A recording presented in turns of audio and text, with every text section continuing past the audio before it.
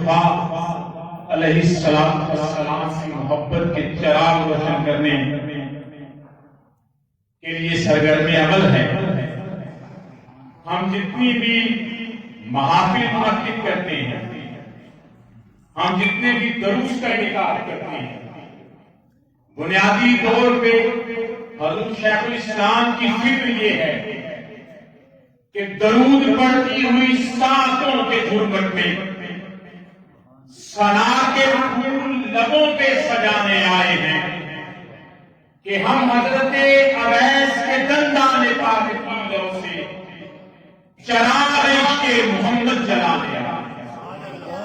ہماری ہر محفل، ہمارے ہر عمل کا فقط ایک مقصد ہے، اس رسول نما تحریک کا فقط ایک مقصد ہے، وہ یہ کہ امت مسلمہ کو صاحب قرآن اور قرآن کی معرفت عطا کی جائے، اور امت مسلمہ کو صاحب قرآن اور قرآن کے ساتھ وابستہ کر دیا جائے۔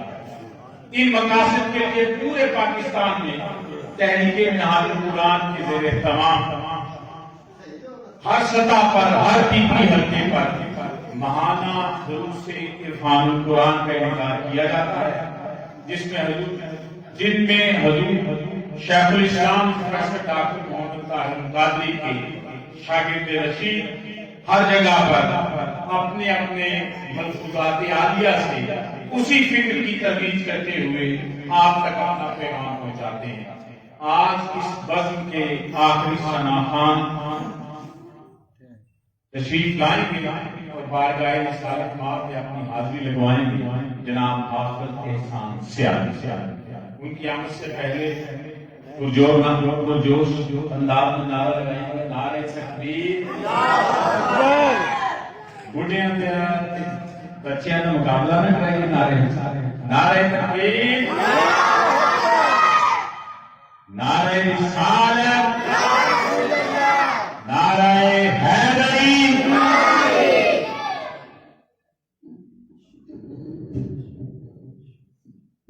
اعوذ باللہ من الشیطان الرجیم، بسم اللہ الرحمن الرحیم۔ ماشاءاللہ لوگ محفل سے بیٹھے ہیں، دعا فرمائی سب قرآن بیٹھے ہوئے بھی تعالیٰ اپنی بارگاہ میں قبول منظور فرمائے۔ ماشاءاللہ کسی وقت میں علامہ مولانا شیخ حدیث بالتفصیل ڈاکٹر طاہر القادری صاحب یونیورسٹی میں ٹاؤن شپ میں پروگرام ہوا کرتے تھے، اس وقت بھی میں یہ فقیر حاضری دیتا تھا، تو آج بھی موقع ملا، لیکن ایسے درد دل اور یقین کے ساتھ درود پڑھیں کہ ہم پڑھتے ہیں اور میرے آقا مدینے میں سنتے ہیں۔ صلی اللہ علیہ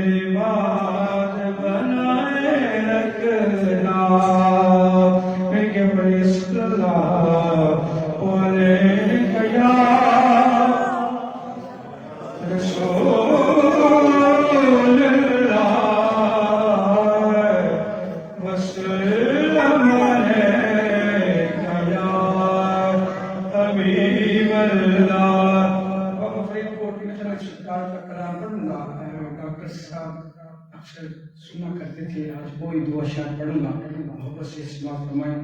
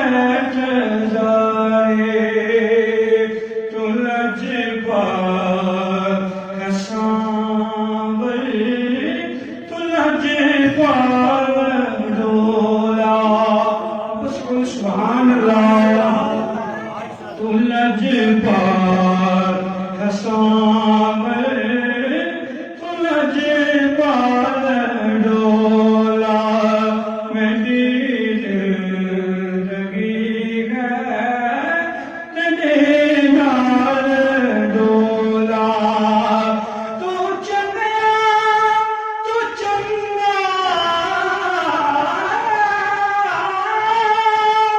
تو چنگا تو چنگا میں جگ تو نکاری آئے ڈولا کرا بیٹھ جائے تل جمال پتی تن توڑ دے نہیں سبحان اللہ لجپال پریت نو توڑ دے نہیں جدی باں پڑ لین نو چھوڑ دے نہیں تے اے تن میرا کنگی ہووے تے میں زلف مہی دی ماں سبحان اللہ مولانا ڈاکٹر جلیل قادری صاحب اس شعر پہ بہت خوش ہوا کرتے تھے، داد دیتے تھے، محبت سے بولے سبحان اللہ۔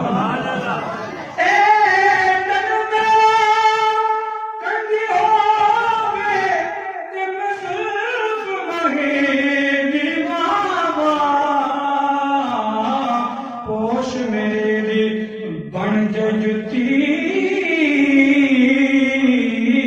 کہ میں سون دے پیری آواں جے سونا میرے دکھ وچ راضی تے میں سپنو چلے پاواں سائیں غلام فریدا کدے مل پر سونا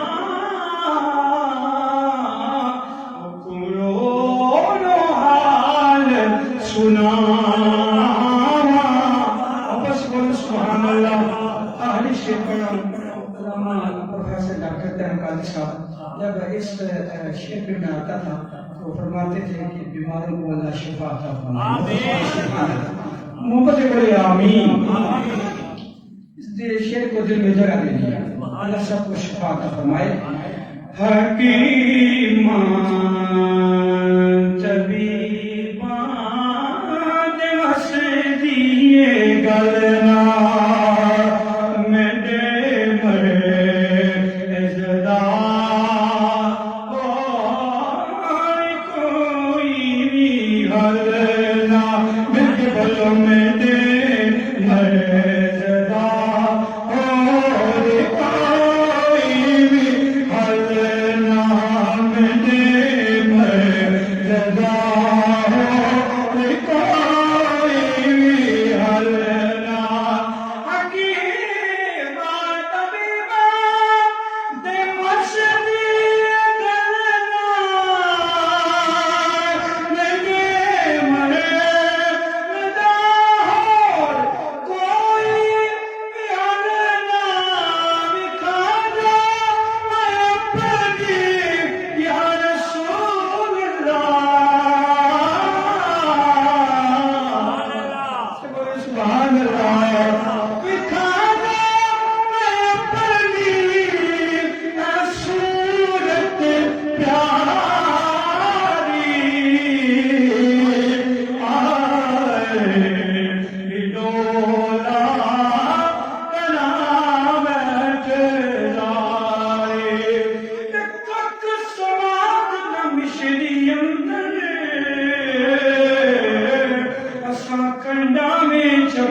دیا اینا ساریاں چیزاں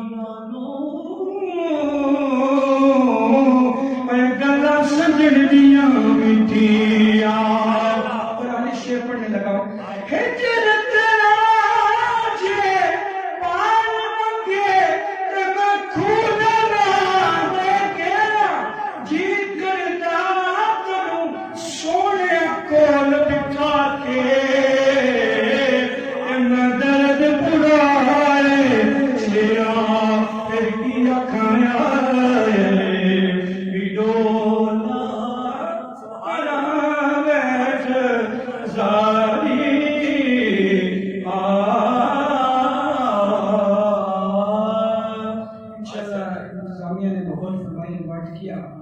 حاضر ہوا انشاءاللہ پھر بھی اللہ بے کرم کرے لوگ کے لگتے نہیں اللہ سب کو سلامت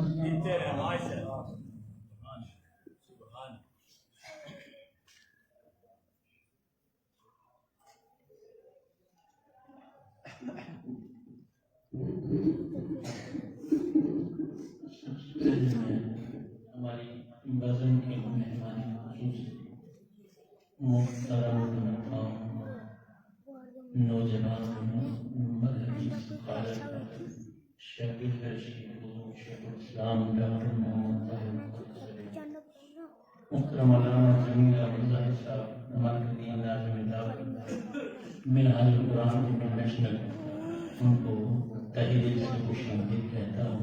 آپ اپنی نشست پہ جلوہ خیرات ہو چکے ہیں، تو احباب وقار، جس طرح پہلے میں نے عرض کیا، آج کی جو درس قرآن کی نشست ہے اس کی دو جلدیں ہیں، ایک تو درس قرآن اور دوسرا حجت القاملین سند الاولیاء شاہوال مقانی قندیل الوانی حضرت شیخ سیدنا شیخ عبدالقادر جیلانی المعروف سیدنا غوث پاک رضی اللہ تعالیٰ عنہ۔ آپ کا سلام سے پاک بھی ہے۔ ہم جتنے بھی اولیاء اللہ کے ماننے والے ہیں، محبت کرنے والے ہیں، سب اولیاء کو خیر جو ہے حضور سیدنا غوث پاک رضی اللہ تعالیٰ عنہ سے مل رہا ہے۔ ہم اولیاء سے محبت کرنے والے ہیں، سلام آپ کو سے پاک ہے، تو آپ اس حوالے سے بھی گفتگو فرمائیں گے۔ تو میں نہایت ادب سے ملتمس ہوں حضرت علامہ جمیل احمد ظاہر صاحب مرکزی ناظم دعوت منہاج القرآن انٹرنیشنل، آپ اپنے ملفوظات آئیے سے نوازتے ہیں۔ علامہ جمیل احمد ظاہر۔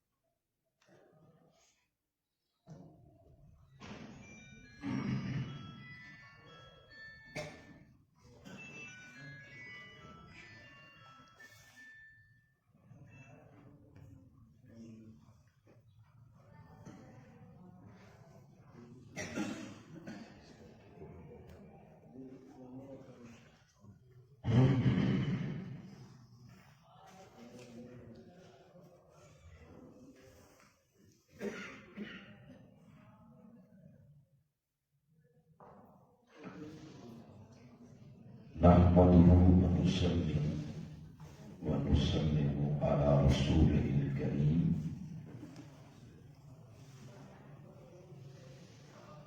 أما بعد أعوذ بالله من الشيطان الرجيم بسم الله الرحمن الرحيم قال الله تعالى في القرآن الحكيم والتين والزيتون وطور سينين وهذا البلد الأمين لقد خلقنا الإنسان في أحسن تقويم صدق الله مولانا العظيم اللهم صل على سيدنا ومولانا محمد وعلى آلہ وصحبہ وبارک وسلم۔ تمام حاضرین، آپ اسلام کی بارگاہ میں حضور کرم کے ساتھ درود پاک کا نظرانہ پیش کریں۔ السلام علیکم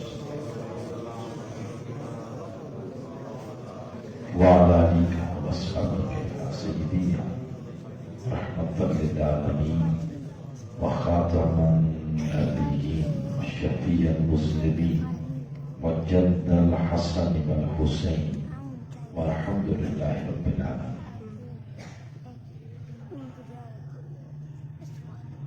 پروگرام میں تشریف فرما، پروگرام میں موجود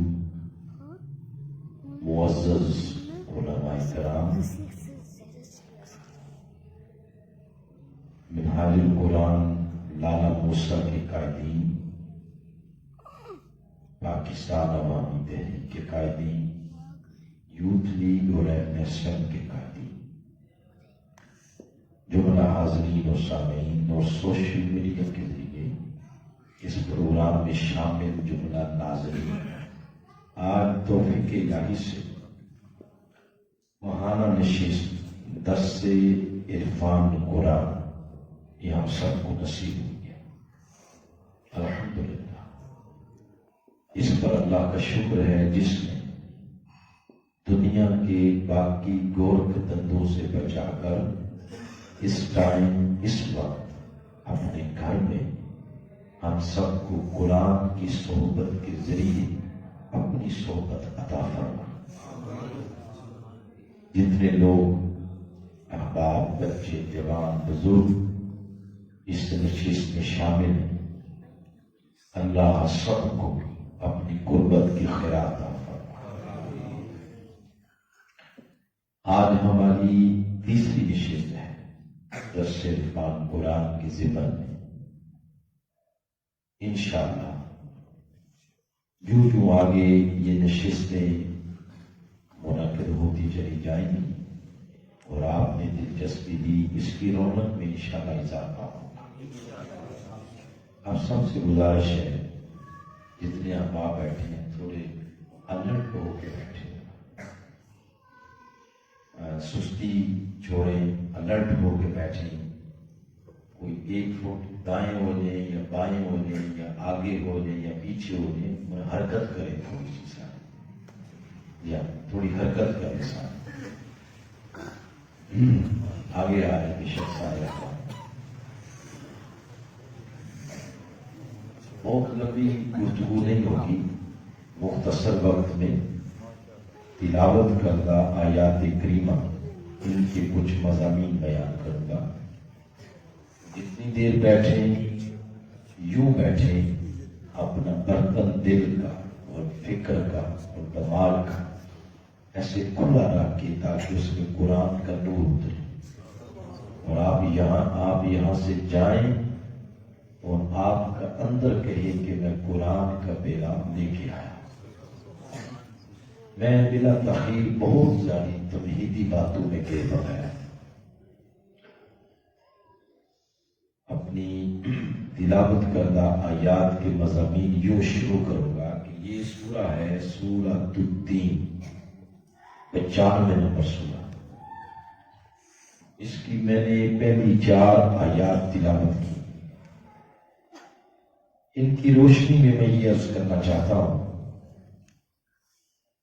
اللہ کریم نے قسم کھائی ہے 4 چیزوں کی۔ پہلے نمبر پر انجیل، پھر زیتون، پھر طور سینا کی قسم، اور پھر امن والے شہر مکہ کی قسم۔ 4 قسموں کے بعد آیت نمبر 4 میں جواب قسم کے طور پر یہ ارشاد کہ ہم نے انسان کو اعتدال، توازن والی ساخت میں پیدا فرمایا۔ بہت ساری باتیں میں نے قسم اور جواب قسم کی مناسبت سے چھوڑ دی، کیونکہ آپ نے اناؤنسمنٹ ہی ہوتی ہے کہ ہمارا پروگرام شارٹ ہوتا ہے، اس چیز کو دیکھتے ہوئے مختصر پورے قرآن پاک ذکر تو خود اللہ کی مخلوقات کا، نباتات، جمادات، حیوانات، درخت ہیں، شجر ہیں، حجر ہیں، سیارے، ستارے، سورج، چاند، آسمان و زمین وما بینہما، کل مخلوقات کا ذکر ہے۔ مگر جتنی خوبصورتی کے ساتھ اللہ نے انسان کی تخلیق کا ذکر کیا، اتنی خوبصورتی کے ساتھ کل مخلوقات میں سے کسی مخلوق کا ذکر نہیں۔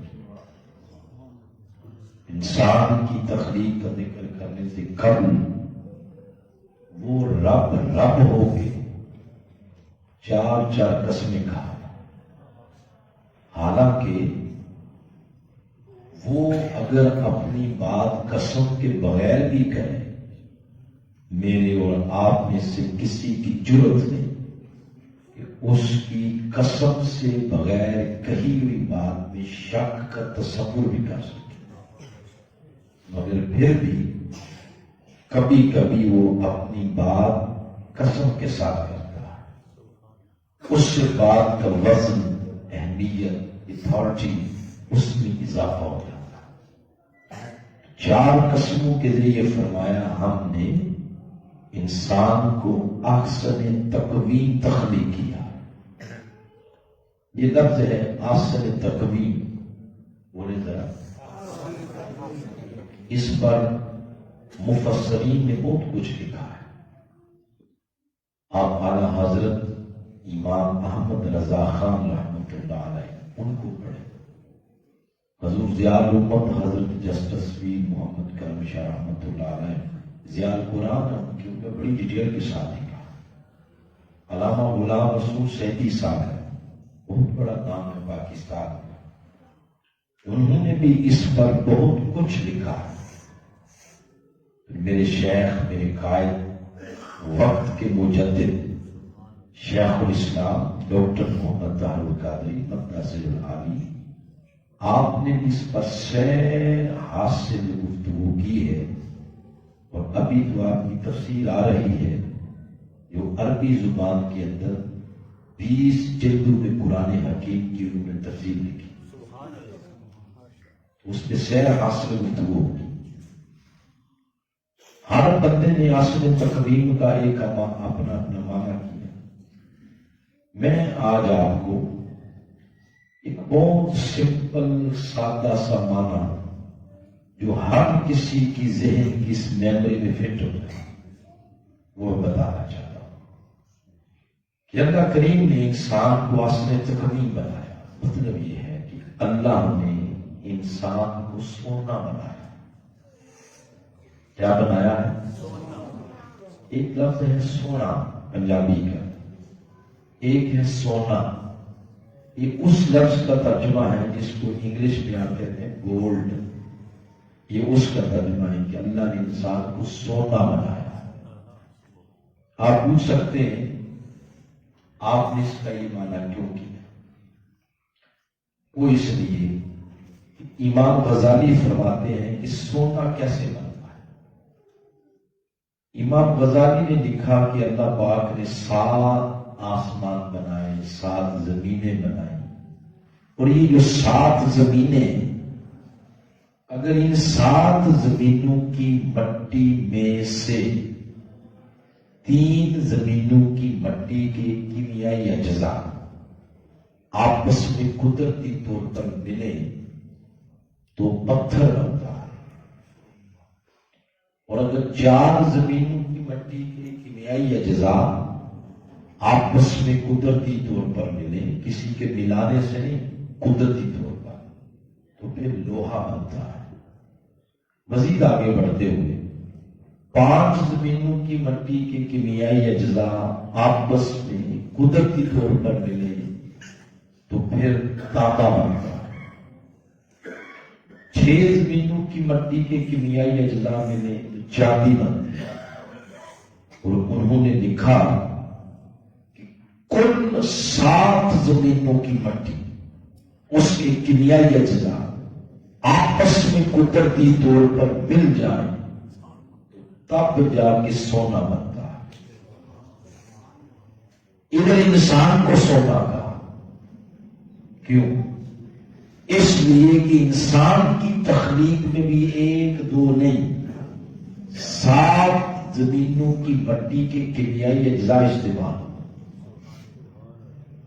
وہ پہلی مٹی جو انسان کی تخلیق میں قدرت نے استعمال کی اس کا نام ہے دین۔ بولے ذرا، هو الذی خلقکم من طین۔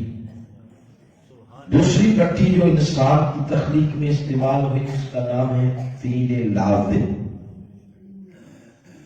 تیسری مٹی جو انسان کی تخلیق میں استعمال ہوئی وہ ہے تراب۔ اتنی ہو گئی۔ چوتھی مٹی جو انسان کی تخلیق میں استعمال ہوئی وہ سورۃ الحجر کے اندر فرمایا صلصال من حمأ مسنون۔ ان کا ترجمہ کیا ہے وہ آپ گھر جا کر زحمت کریں گے پھر پڑھ لینا ان کا ترجمہ۔ اور چوتھی مٹی بلکہ 5ویں مٹی جو انسان کی تخلیق میں استعمال ہوئی وہ سورہ الرحمن کے اندر فرمایا صلصال کالفخار۔ اور آگے نمبر 6 ہے، مگر یہ کل 7 زمینوں کی مٹیوں کا خلاصہ ہے، اس کا نام ہے سولارا، سین کے ساتھ سولارا، وہ اس کی تخلیق میں استعمال ہوئی۔ پھر آگے فرمایا خلقت بیدی، کل 7 زمینوں کی مٹی اس کے کیمیائی اجزاء استعمال کر کے وہ فرماتا ہے میں نے اپنے دستے قدرت سے جس کو سونا بنایا ہے وہ حضرت انسان کا وجود۔ انسان سونا، بولے کیا؟ یعنی اگر سونا، امام غزالی نے لکھا کہ 7 زمینوں کی مٹی کی کیمیائی اجزاء ملے تو تب بنتا ہے، تو قرآن نے بھی فرمایا تین لازم، تراب، صلصال من حمأ مسنون، صلصال کالفخار اور سولارا، اور ایک پانی کی مانند نطفہ۔ یہ 7 زمینوں کی مٹی کے کیمیائی اجزاء استعمال کر کے اس نے اپنے دستے قدرت سے جو شہکار تخلیق کیا وہ حضرت انسان کا وجود دنیا میں بھیج دیا، اس کو سونا بنا کے، یہ سونا بن کے آ گیا۔ اب اس نے پھر سونے کی حفاظت کے لیے ایک نظام بھی وضع کیا ہے۔ جیسے آپ اور میں اپنے گھروں میں 3-4 تولے جو بھی تھوڑا بہت ہوتا ہے اس کو اس جگہ سنبھال کے رکھتے ہیں جو گھر میں سب سے زیادہ محفوظ ہوتی ہے۔ آج کل لوگ بینک میں لا کر بھی لیتے ہیں، اس کو سنبھال کے رکھتے ہیں۔ کیا خیال ہے؟ جس کو اس نے سونا کہا ہے اس نے اس سونے کی حفاظت کے لیے کوئی نظام نہیں بنایا ہوگا۔ وہ نظام وضع کرتے ہوئے، بیان کرتے ہوئے پہلی بات فرماتا ہے کہ خبردار کوئی کسی کی جان نہ لے، اگر کسی نے لی تو وہ بدبخت ایسے ہی ہے جیسے اس نے کل انسانیت کی جان، اور اگر کسی نے انسان بچا لی، کسی انسان کی، تو فرمایا وہ خوش قسمت ایسے ہے جیسے اس نے کل انسانیت کی جان بچا لی۔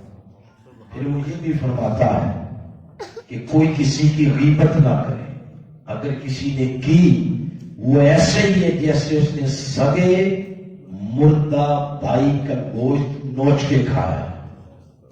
پھر بدگمانی سے سورہ حجرات کی آخری آیت نمبر 9 سے آگے یہ ساری چیزیں اس میں بیان ہوئی کہ معاشرے میں رہنا کیسے ہے۔ پھر اپنے محبوب کی زبان سے اعلان کروایا، محبوب آپ بتائیں سب سے بہترین مسلم وہ ہے جس کی ہاتھ اور زبان سے مسلمانوں کی جان مال عزت محفوظ ہو جائے. پھر اپنے محبوب کی زبان سے اعلان کرتا ہے سب سے بہترین مومن وہ ہے جس کی زبان اور ہاتھ سے کوئی انسانوں کی جان مال عزت محفوظ ہو جائے. گویا نچوڑ یہ نکلا ہر وہ عادت، ہر وہ لفظ، ہر وہ گفتگو جس سے کسی کی عزت دوڑ لگ سکتی تھی، کسی کی جان لا سکتی ہے، کسی کا مال لٹ سکتا ہے، اس گفتگو کو، اس لفظ کو، اس حرف کو، اس عادت کو، اس خصلت کو دین اسلام سے حرف غلط کی طرح مٹا دیا، تاکہ یہ جو قدرت کا شہکار ہے حضرت انسان جس کو سونا کہا گیا، یہ اس کی عزت جان مال سیکیور ہو، اس کو حفاظت ملے، یہ سب ایک نظام وضع کیا ہے. مگر میں جو بات آج آپ کو بتانا چاہتا ہوں وہ یہ ہے خاص بات کہ اس نے سونا بنا کے بھیجا اور ساتھ ہی یہ پیغام دے دیا کہ بندے اس بات کو زندگی کے کسی لمحہ بھولنا نہیں، تعویذ بنا کے گلے میں ڈال کہ تمہیں سونا بنا کے بھیجا. کیا بنا کے بھیجا؟ سونا.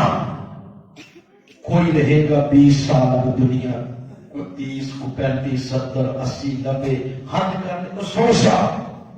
آگے استثنائی صورتیں بھی ہوتی ہیں، کوئی 5 کوئی 110 کو اوپر، یہ استثنائی صورت. تو حد کرے تو 100 سال کوئی رہے گا. تو وہ کہتا یہ ہے کہ بندے اس بات کو بھولنا نہیں کہ اگر 70 سال بعد بھی میں نے واپس بلایا تو میں نے جس طرح سونا بنا کے بھیجا تھا میں نے اسی طرح سونا واپس لینا. میری بارگاہ میں کھوٹ کی گنجائش کوئی نہیں.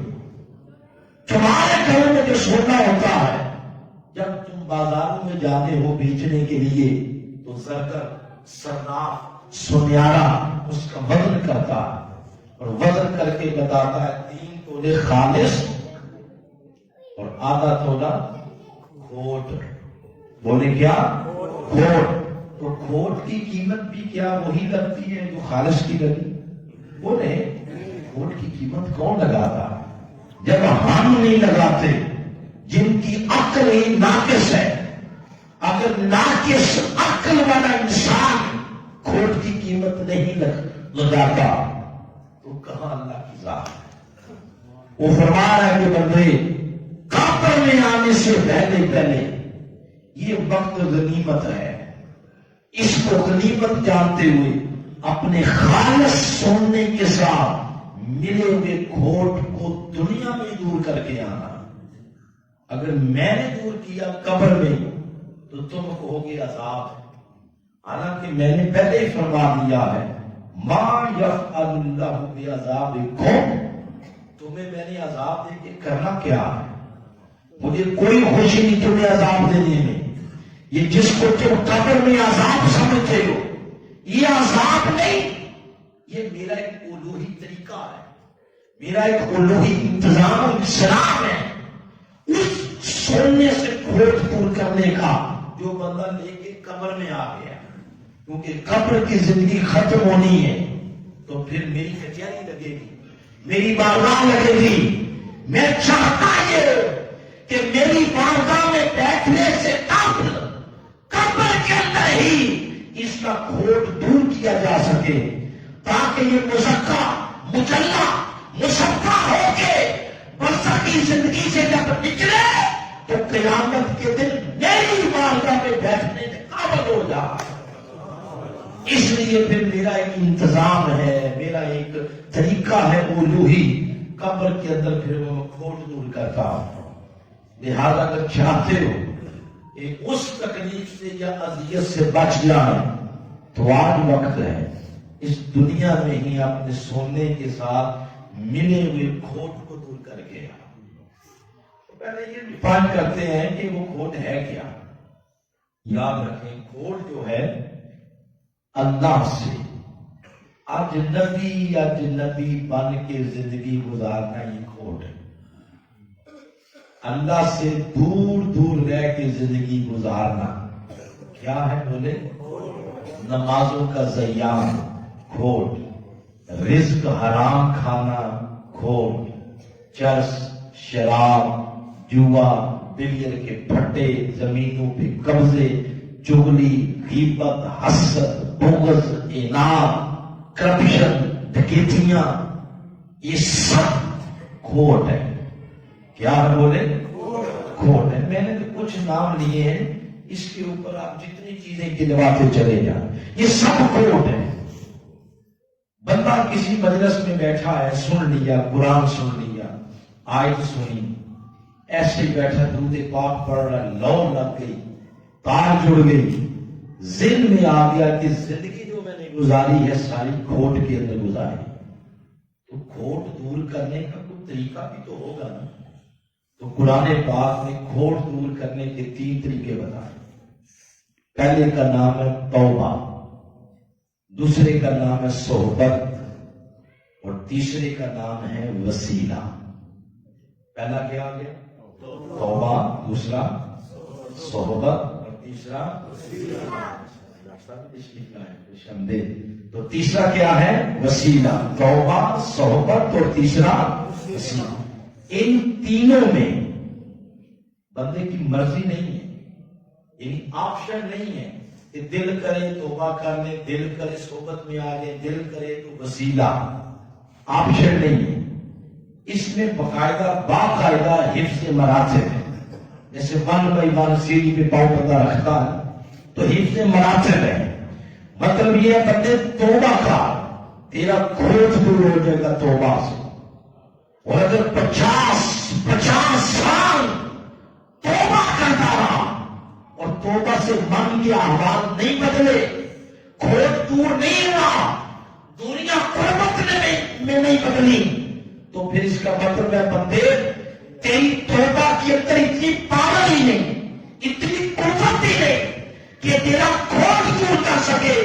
اب آپ کسی مردے کے اندر کی صحبت میں بیٹھ، وہ ایک نظر کرے گا جو 50 سال توبہ کرنے سے کھوٹ دور نہیں ہوگا، وہ کسی مردے کے اندر کی ایک نظر سے دور ہو جائے گا.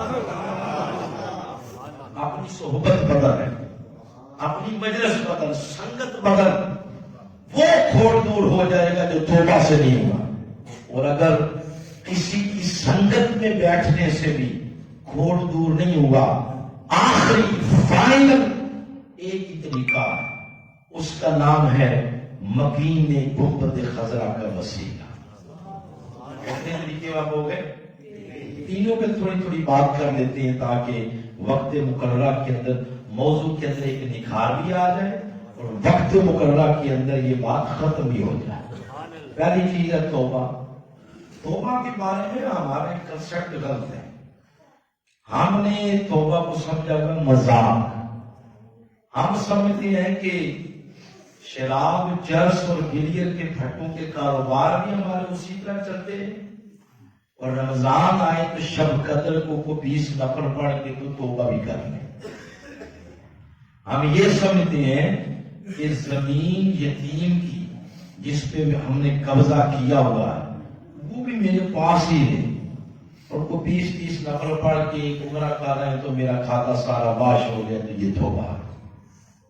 ہم یہ سمجھتے ہیں کہ رشتہ داریاں بھی ٹوٹی رہیں، اللہ کی مخلوق کو بھی تنگ کرتے رہیں، اور ہمارے ادھر تسبیحات کے سلسلے بھی، داڑیوں کے بھی، عمر کے بھی چلتے ہیں اور توبہ بھی ہوتی ہے. یہ توبہ نہیں، اس کی بندگی کے ساتھ مذاق ہے. اس کی بندگی کے ساتھ بولے کیا ہے؟ مذاق. توبہ کیا ہے؟ توبہ کا ایک پیکج ہے. توبہ یہ ہے کہ حقوق العباد اس میں جہاں جہاں سکم چھوڑا ہے، جہاں جہاں خامی آ گئی، کمی آ گئی، بندے نے کسی کا حق سلب کر رکھا ہے، یا گلے سڑے جملے بول کے کسی کا دل توڑا ہوا ہے، یا کسی کی کو قرض لیا ہوگا واپس نہیں دے رہا. توبہ یہ ہے کہ جہاں جہاں حقوق العباد میں کمی ہے اس کمی کو حد تک غصہ دور کیا جا. اللہ کے بندوں کے حقوق ادا کیے جائیں، اس کے بعد اللہ کا حق ادا کیا جائے۔ اس پورے پیکج کا نام ہے توبہ۔ کیا نام ہے اس کا؟ توبہ۔ آپ پلٹ کے آ جائیں پھر اس موضوع کی طرف، توبہ کی طرف۔ نبی مکرم صلی اللہ علیہ وآلہ وسلم آپ کے بارے میں آتا ہے، حضرت سید عائشہ صدیقہ فرماتی ہیں آپ علیہ السلام ایک دن میں 70 بار استغفار کرتے۔ اچھا، استغفار پر میرے قائد کی ایک کتاب بھی ہے، ایک ضخیم کتاب، وہ 1000 صفحے، اس کا نام ہے توبہ استغفار۔ کل قرآن، حدیث اور سلف صالحین کے احوال توبہ سے جو ریلیٹڈ ہے اس کے اندر جمع کر دی، بڑی پڑھنے والی کتاب۔ آپ اس میں بیان کرتے ہیں کہ آقا علیہ السلام ایک دن میں 70 بار استغفار کرتے، ایک حدیث میں آتا ہے 100 بار۔ یہ بات اس ہستی کی ہو رہی ہے جن کی طرف وہ گناہ کی نسبت کرے تو دار ایمان سے خارج ہو جاتا۔ وہ اتنے اعلیٰ ہو کے کیا ان کا مقام یہ ہے جس پہ میں اور آپ بیٹھے؟ نہیں، آقا کا مقام اس سے بڑا، زمین نیچے، ساتواں آسمان نیچے، سدرۃ المنتہا نیچے، تنا نیچے، تمنا نیچے، کانا کعبہ سے نیچے، اور ادنا کیا ہوش کبرا پہ بٹھا کے رب حسن کے سارے پردے ہٹا کے اپنے محبوب کو اپنی زیارت کرواتا۔ مصطفیٰ کا مقام یہ مقام ہے، اس مقام پہ بیٹھ کے او ادنا کی آغوش کبرا پہ تو دل میں 100 بار توبہ کریں۔ اور ہم جو رہتے ہی گناہوں کی دلدل میں تو ایک دن میں ایک مرتبہ بھی نہ نکلے زبان سے مولا معاف کر، تو ہمیں اپنے ایمان کی پوزیشن پر غور کرنا چاہیے۔ ہم کہاں؟ ہم تو رہتے ہی گناہوں کی دلدل میں، اس کی بندگی کا حق اور ہم پر فرض ہے کہ ایک ایک سانس کے ساتھ کہیں مولا معاف کر، مولا معاف کر۔ بندہ سرنڈر ہو جائے، جب بندہ سرنڈر ہوتا ہے پھر وہ معاف کر دیتا۔ حضرت عطا گنج بخش علی حجویری آپ نے ایک بات لکھی کشف المحجوب کے اندر، آپ نے لکھا کہ ایک بندہ ایک شرابی تھا، شراب پیتا تھا، شراب بیچتا تھا۔ ہم بھی ڈوبے ہیں صنم، تجھے بھی لے ڈوبے گے۔ تو ساری زندگی اسی مشورے میں گزر گئی۔ ایک رات بستر پہ گیا سونے کے لیے تو روح نے وہاں کی ترجمانی کی، کیونکہ یہ ترجمان ہے نا عالم بالا کی، تو اس نے وہاں کی ترجمانی کی اور ترجمانی کرتے ہوئے کہا، بندے تو نے مرنا شرنا کوئی؟ یہ بات کی تو بندہ اٹھ کھڑا، بستر چھوڑ دیا، پہلو بستر سے جدا ہو گیا، وضو کیا اور مصلی پہ آیا، نوافل پڑھے، اور جب دعا کی تو دعا کرتے ہوئے آنکھوں سے آنسو نکلتے، جب رویا تو اس کی رحمت جوش نہیں آئی، فرمایا جا، رونے والوں سے مجھے ویسے ہی بڑا پیار، جا تجھے معاف کر۔ معاف ہو گیا، کھاتا سارا پچھلا صاف ہو گیا۔ اگلے دن کسی مجلس میں بیٹھا تو جب گلاس میں نظر پڑی تو دل مچل گیا، توبہ پھر توڑ بیٹھا۔ رات کو بستر پہ آیا تو روح نے ادھر کی ترجمانی کرتے ہوئے کہا، یہ ابھی کل ہی تو توبہ کی تھی تو آج پھر توڑ بیٹھا۔ وہ پھر اٹھا جا کے وضو کیا، نوافل پڑھے، جب دعا کرنے لگا تو بے ساختہ رو پڑا، اللہ نے پھر معاف کر دیا۔ اب یہ روٹین ہو گئی، رات کو توبہ، دل کو توڑ دیتا۔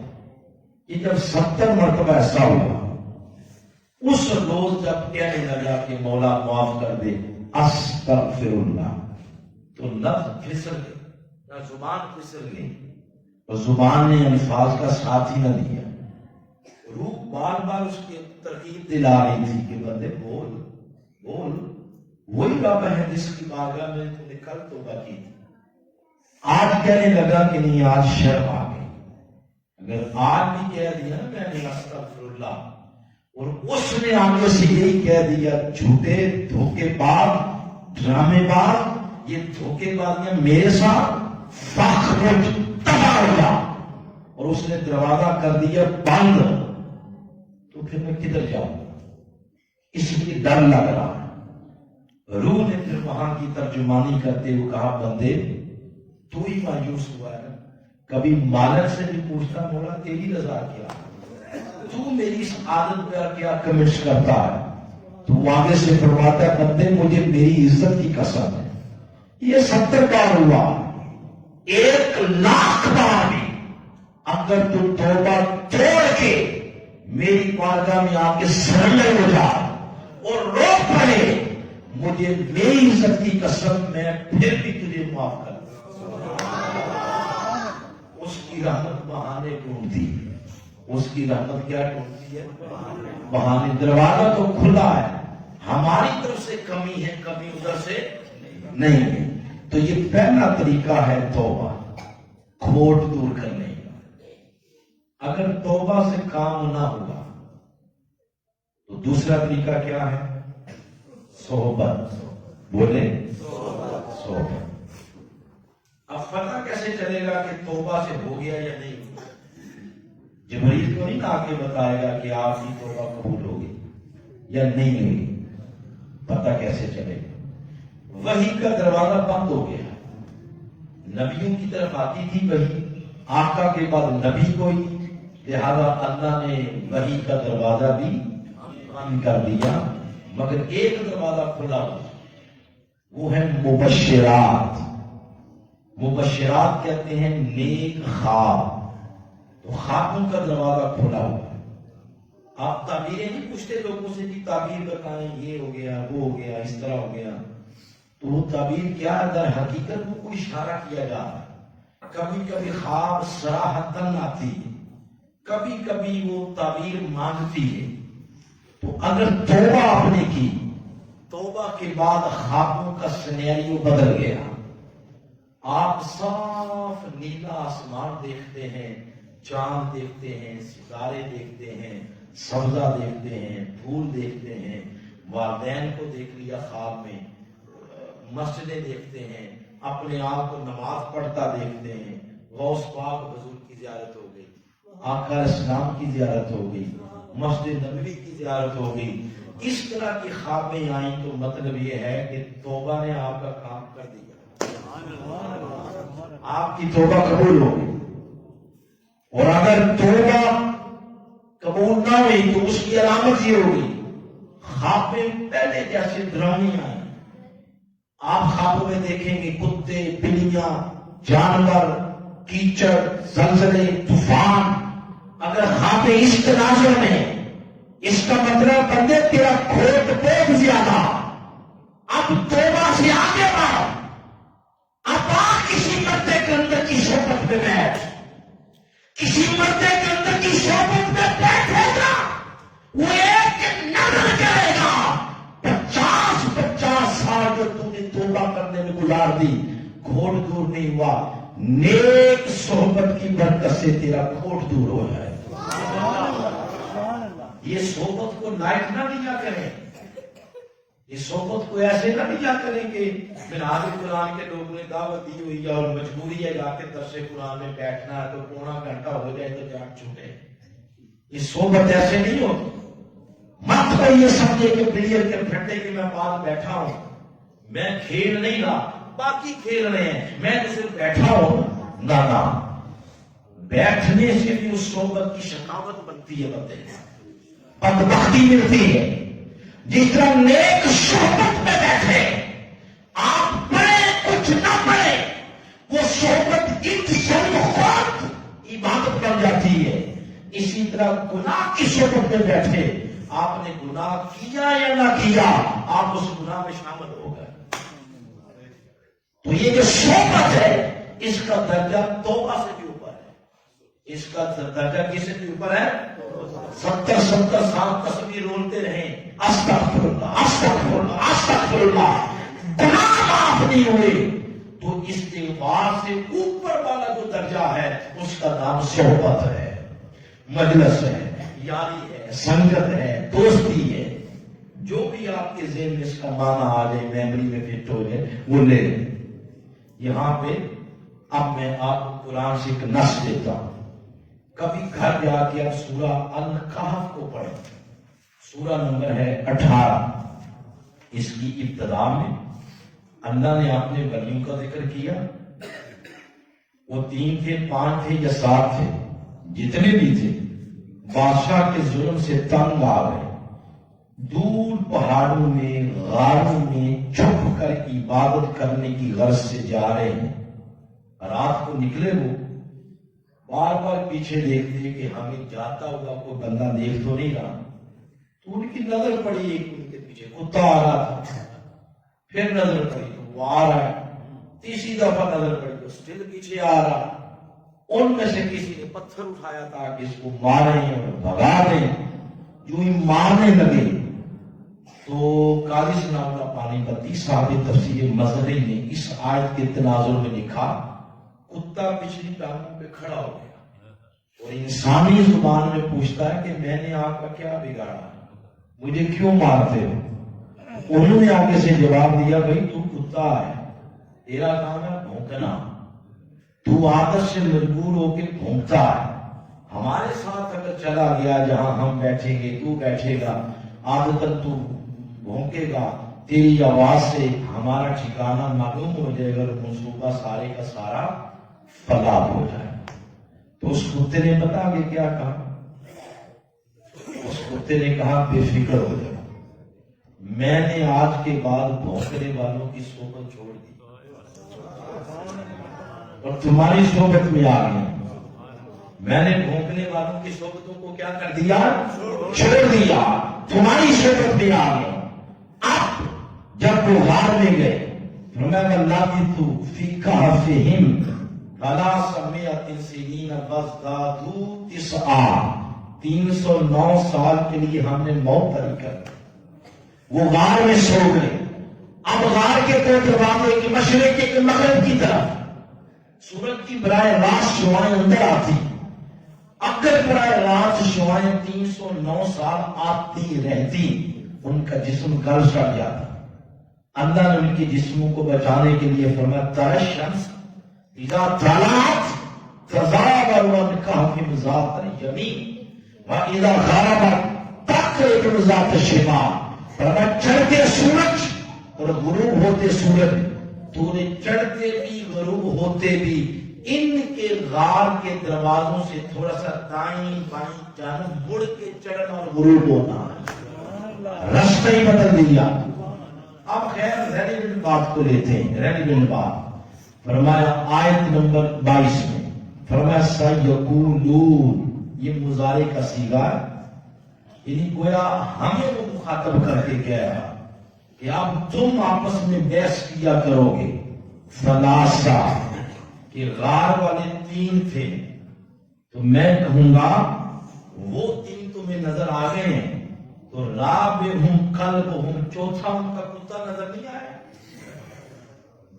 پھر میں کچھ کہیں گے یقولون خمسہ, غار والے 5 تھے, میں کہوں گا 7 جیسے کلبہم, او بابا 7واں ان کا کتا بھی ہے, نہ 6واں ان کا کتا بھی ہے. کچھ کہیں گے یقولون سبع, وہ 7 تھے, تو میں کہوں گا کہ ثامنہم کلبہم, 8واں ان کا کتا بھی ہے. 3 مقام پر اس نے اپنے مقرب بندوں کو شمار کیا ہے, گنتی کی ہے. اگر ولیوں کو کہا 3, کتے کا نمبر لا گیا 4تھا. ولیوں کو کہا 5, کتے کا نمبر لا گیا 6. ولیوں کو کہا 7, تو کتے کا نمبر 8واں. ارے 3 مقام پہ اس نے اپنے بندوں کی گنتی کی. اپنے بندوں کو گنتے ہوئے اس نے کتے کو بھی گنا ہے. ہم نہیں ایسا کرتے, مگر خدا کر رہا ہے. یہ فیصلہ کیوں کیا؟ اس نے فرمایا یہ فیصلہ اس کے کتا ہونے کی وجہ سے نہیں کیا, یہ فیصلہ صرف اس صحبت کی وجہ سے کیا جس صحبت میں کتا آگے بیٹھ گیا تھا. یعنی جو فیصلہ اس نے سننے کا کیا, وہی فیصلہ اس سونے کے ساتھ جڑے ہوئے کھوٹ کا بھی کر دیا. تو کھوٹ دور ہو گیا. کس سے دور ہوا؟ مجلس سے، صحبت سے. اس ضمن میں ایک اور بات سن لیں. کبھی سورہ زخرف پڑھیں آپ، 43 نمبر سورہ، اس کی آیت نمبر 67 میں ایک ایمان افروز مضمون باندھا. فرمایا کہ جب قیامت کا دن ہوگا اللہ اپنے بندوں سے فرمائے گا اللہ خلاؤ یومئذ بعضهم لبعض عدو. آج سب رشتے ٹوٹ گئے، کوئی رشتہ کسی کے کام نہیں آئے الا المتقین. رشتہ اگر کام آئے گا تو متقین کا. پھر متقین کو اللہ فرمائے گا یا عباد، اے میرے بندو. لیکن ایک یہ ہے کہ بندہ کہے کہ میں اس کا بندہ ہوں. بندہ خود کہتا ہے اے مولا میں تیرا بندہ. یہ بندگی کا درجہ نیچے ہے. بندگی کا درجہ یہ اونچا ہے کہ رب خود کہے یا عباد، اے میرے بندو. وہ اللہ فرمائے گا میرے بندو. پھر آگے ان سے پیار محبت کی باتیں کرے گا. اور باتیں کرتے ہوئے آیت نمبر 70 میں فرمایا، اللہ یہ بھی فرمائے گا ادخلوا الجنہ انتم، یہ جنتوں کے دروازے تمہارے لیے کھولے ہیں، داخل ہو جاؤ آج. وازواجکم، تم بھی داخل ہو جاؤ اور تمہارے ازواج بھی داخل ہو جاؤ. ازواج زوجہ کی جمع ہے. اور زوجہ کا معنی کیا ہے؟ زوجہ والے بولو نا، بیویاں. کیا معنی ہے اس کا؟ بیویاں. یہ معنی بھی لے تو درست ہے کہ تم بھی جنت جاؤ، اپنی بیویوں کو بھی لے جاؤ. اس لیے فرمایا گیا کہ میاں بیوی کا رشتہ یہ جنتی رشتہ ہے. یہ جنت سے آیا، جنت میں جائے گا. یہ معنی بھی درست ہے. مگر میرے شیخ، میرے قائد شیخ الاسلام ڈاکٹر محمد القادری، آپ نے اس مقام پر سورہ زخرف کی آیت نمبر 70 میں ازواج کا معنی بیویاں نہیں کیا. انہوں نے ازواج کا معنی کیا ہے، کلمہ سنیں، تم اور تمہارے ساتھ، تم اور تمہارے ساتھ جڑے رہنے والے ساتھی. یہ ازواج کا معنی کیا. اور دلیل سورہ یاسین کی آیت نمبر 36 کی، اس نے فرمایا سبحان الذی خلق الازواج کلھا. اللہ نے ہر شے کو جوڑا جوڑا بنایا ہے. ہر شے کو کیا بنایا؟ تو ازواج کا معنی جوڑا جوڑا، جوڑے رہنے والی شے. اگر اس معنی کا امپلیمنٹ یہاں کرے، وہ معنی یہ ہوگا اللہ فرمائے گا میرے بندو جنت کے دروازے کھول دیے گئے، جنت میں داخل ہو جاؤ. نہ صرف تم بلکہ جو دنیا میں تمہاری صحبت کے ساتھ جڑ گئے تھے، آج ان کو بھی ہاتھوں سے پکڑ کے جنت میں لے جاؤ. تو آپ دیکھیں صحبت جنت میں دخول کی وجہ بن گئی، صحبت جنت میں داخلے کا سبب بن گئی.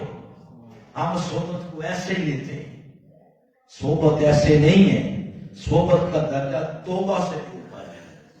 اگر صحبت سے گناہ چڑھتے ہیں تو نیک صحبت میں بیٹھنے سے گناہ معاف بھی ہوتے ہیں. تو یہ دوسرا طریقہ ہے کھوٹ دور کرنے کا، اس کا نام ہے صحبت. آج صحبت کا معنی ذرا بدل گیا. پہلے بزرگ کہتے تھے دروازے بند کر دو، گیٹ بند کر دو، بچوں کو باہر نہ جانے دو، پوری صحبت سے بچاؤ. تو آج کل کر لیں آپ بند دروازے، اپنے گھر میں بٹھا دیں تو شکر کا کرنا پڑیں گے. کمرے میں بیٹھ جائیں گے، سردیاں رضائی میں منہ دے لیں گے اور موبائل پہ صحبت کھول لیں گے. ان کا دل کرے اس پہ جو سی مرضی صحبت کھول لیں. وہ یوٹیوب پہ قرآن سنیں، یوٹیوب پہ نعت سنیں، یا اس میں کچھ اور دیکھتے تھے تو صحبت بدل گئی. اگر نعت سنیں گے، قرآن کی تلاوت سنیں گے، یا کوئی اپنے اسٹڈی سے متعلقہ پڑھیں گے تو وہ اس صحبت میں چلیں گے. اگر اس میں گاند دیکھیں گے تو وہ پوری صحبت میں چلیں گے. آج پھر صحبت کا مفہوم بدل گیا. مضمون اس کا معنی بدل گیا.